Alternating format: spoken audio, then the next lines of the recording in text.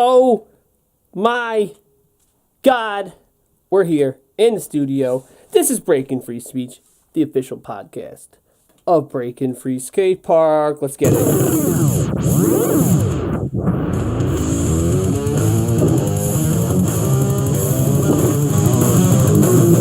Wow. Summer camps, you know what time it is, time of the year it is.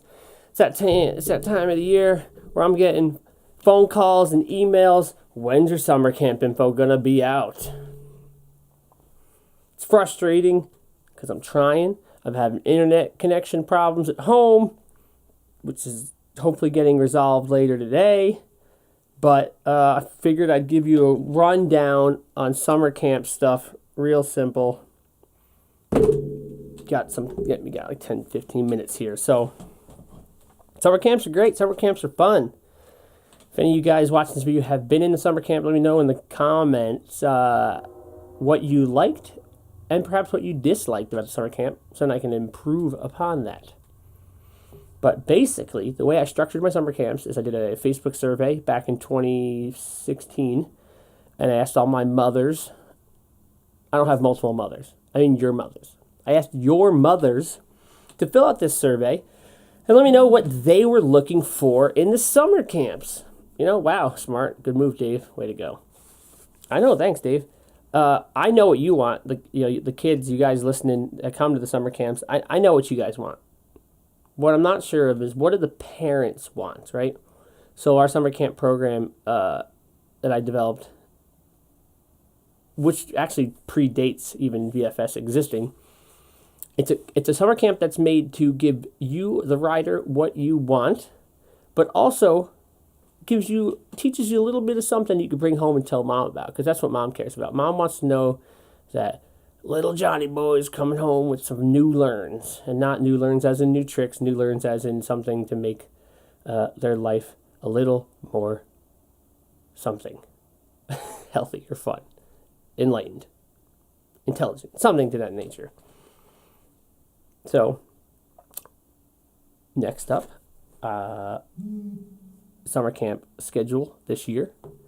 As always, my summer camps are the 2nd and 4th weeks of July and August.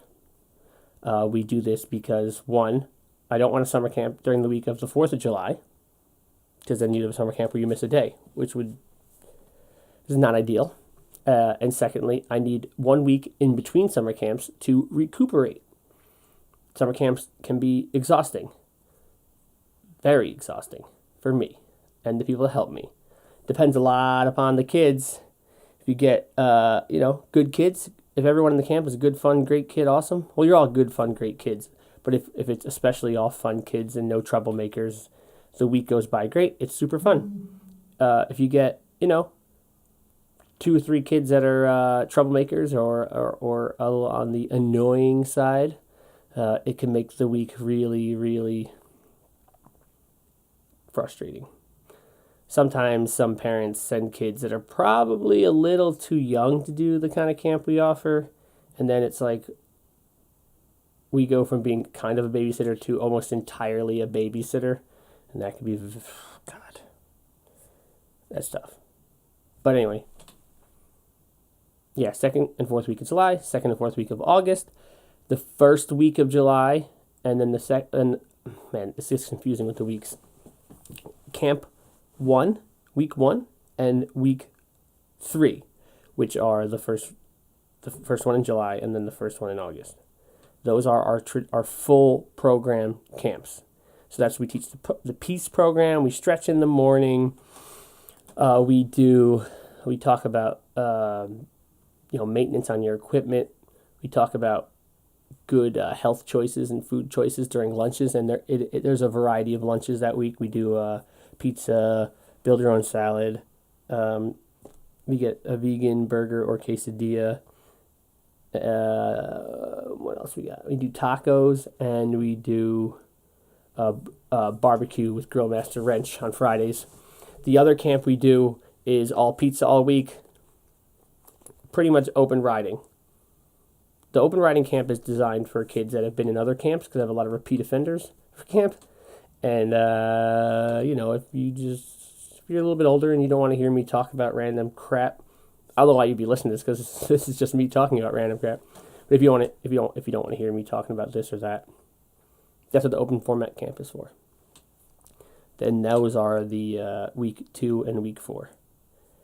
In addition to that, what I just told you, during week 1 and week 3, I'm also offering 2 positions of the 9 kids in the camp that can add on a photo or video student program. And that would be once a day, during each day, that camper or those 2 campers would get a private lesson in either photography or videography. 1 lesson a day for the 5 days, and then including some shooting time. During that time, you will get to use some of our pro level equipment, which can be really exciting. For photo, we have a full wireless flash setup, so you can actually shoot. We'll talk about lighting, and we'll do some shooting. For video, same thing. You'll shoot on real cameras, but we'll start with the basics of just, aperture and shutter and composition, and work all the way through to a little bit of post stuff. Very low resolution, but essentially all you would have to actually bring with us to the camp would be your own memory card to put in the camera. It would have to be you can't just use any old SD card for a lot of this equipment. This here is they're HC or XHC cards. This one handles 90 megabits a second. So you need a really good memory card that can handle fast processing. But essentially, you come in with the memory card. We'll shoot with your memory card, and then you can take the footage with you later, or the photos with you later. Depending on how advanced the kid we're working with is, we might even get into a little bit of photo editing or video editing if there's enough time. It really depends on how absorbed the information is. So that's really exciting. There's only 4 positions available for that. That's an additional $50 on top of the camp, which is a great deal to get all that one-on-one time. You'll get a minimum of half an hour, probably more like an hour of one-on-one time every day for that program. I'm not going to lie to you and say there's money to be made in photo or video work, because there kind of isn't. But it's definitely fun. I know, a lot of you guys just have your iPhone, and there's nothing to really teach with an iPhone. You just point it. With a real camera, there's a lot to learn, and it's really cool, really eye-opening. So that's exciting this year, the new piece we've added. Also, for summer camps, we get out the kiddie pool. That's always a good time. If you remember the pictures from the Instagram stories last year, we had the kiddie pool outside the bay doors. Summer camps can be really great. I like summer camps. They're fun. They're exhausting for me.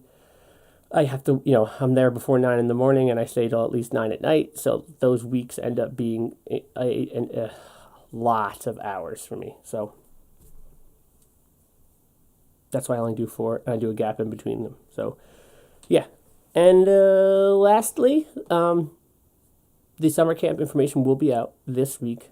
I'm not sure when this podcast is going to go live, but I'm almost certain by the time this podcast does go up, the summer camp info will be out. Last year, the summer camps filled up.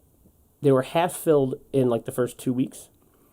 And then a week later, I sent out another email saying, hey, there's only this many positions left, and then they filled up. So both in the previous years of summer camp, within about a month and a half, they were all filled.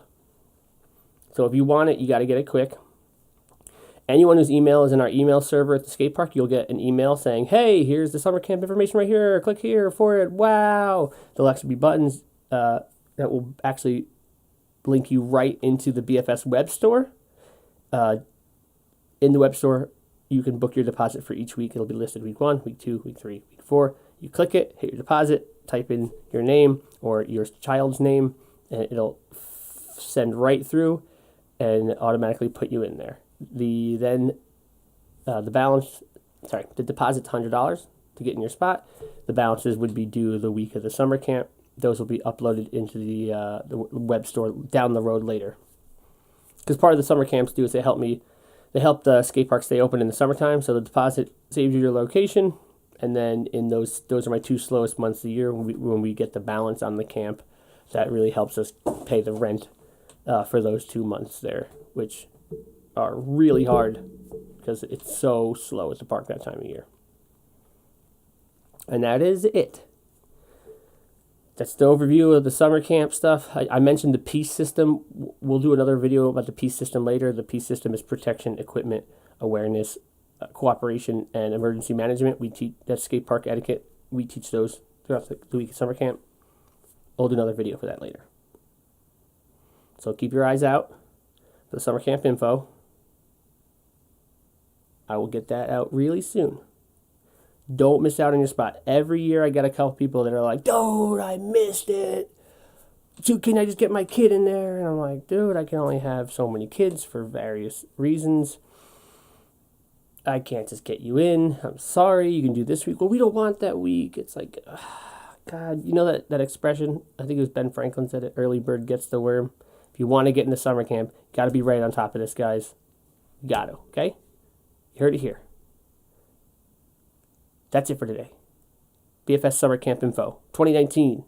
I know there's snow on the ground and it's March, but you know, people, families that have their stuff together, plan out their summers really early, and they need it out. They need that info now, and so I get it out now. That's basic supply and demand. The demand's there, so I'm trying to get my supply out. You know what I'm saying? So yeah, you know, walk the walk. You know, talk the talk. You know, shred the gnar. Give us a 5-star review on iTunes if you're listening on iTunes. Let me know what you thought about the video if you watched it on YouTube. Thanks for watching. I'll see you at the skate park later.